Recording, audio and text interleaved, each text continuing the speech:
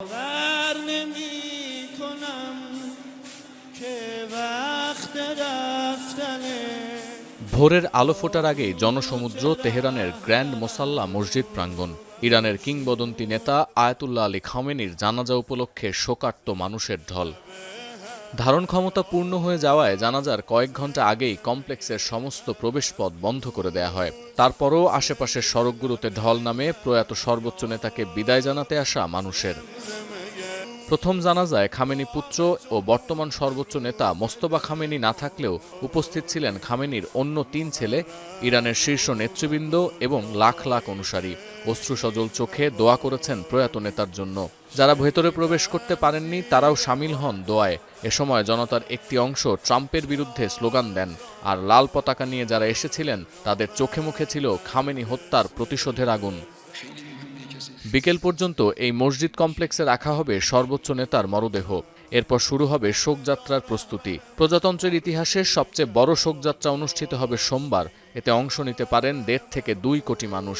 ইরানের বেশ কয়েকটি গণমাধ্যমের দাবি, শনিবার দিনভর অন্তত ১ কোটি মানুষ পালাক্রমে শ্রদ্ধা জানিয়ে গেছেন খামেনিকে। ছিলেন ১০০রও বেশি দেশ ও আন্তর্জাতিক সংগঠনের প্রতিনিধি। এরপর মঙ্গলবার শিয়াদের পবিত্র শহর কোমের জামকারান মসজিদে অনুষ্ঠিত হবে আরেকটি জানাজা। ৮ জুলাই বুধবার ইরাকের নাজাফ ও কারবালা শহরে শেষ বিদায়ের আনুষ্ঠানিকতা এবং শোক মিছিল। সেই দিনই ফিরিয়ে আনা হবে খামেনির কফিন। সবশেষ ৯ জুলাই ফের জানাজার পর জন্মশহর মাশহাদে দাফন করা হবে প্রয়াত সর্বোচ্চ নেতাকে।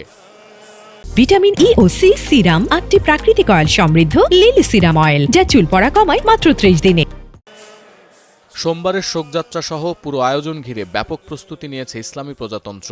দূর দূরান্ত থেকে আসা লাখ লাখ মানুষের জন্য প্রস্তুত অস্থায়ী আবাসনের ব্যবস্থা। হোটেলগুলোতে ৫০% ছাড় আর গণপরিবহনের সেবা মিলছে বিনামূল্যে। এদিকে সিএনএন জানিয়েছে, নিরাপত্তাজনিত কারণে বাবার জানাজায় উপস্থিত হতে না পারলেও শিগগিরই জনসমক্ষে আসার সম্ভাবনা আছে ইরানের বর্তমান সর্বোচ্চ নেতা ও খামেনি পুত্র মোস্তফা খামেনির। অন্যদিকে প্রয়াত সর্বোচ্চ নেতার শেষ বিদায় উপলক্ষে ইরানকে ছাড় দেয়া হয়েছে উল্লেখ করে ট্রাম্প বলেছেন, খামেনির বিদায় চলাকালে ইরানের সঙ্গে কোনো সংঘাতে জড়াবে না যুক্তরাষ্ট্র। আর শেষ বিদায় অনুষ্ঠান সম্পন্ন হলে আবারও আলোচনায় ফিরবে ওয়াশিংটন তেহরান। সতীর্থ কর্মকার, এখন বিশ্ব।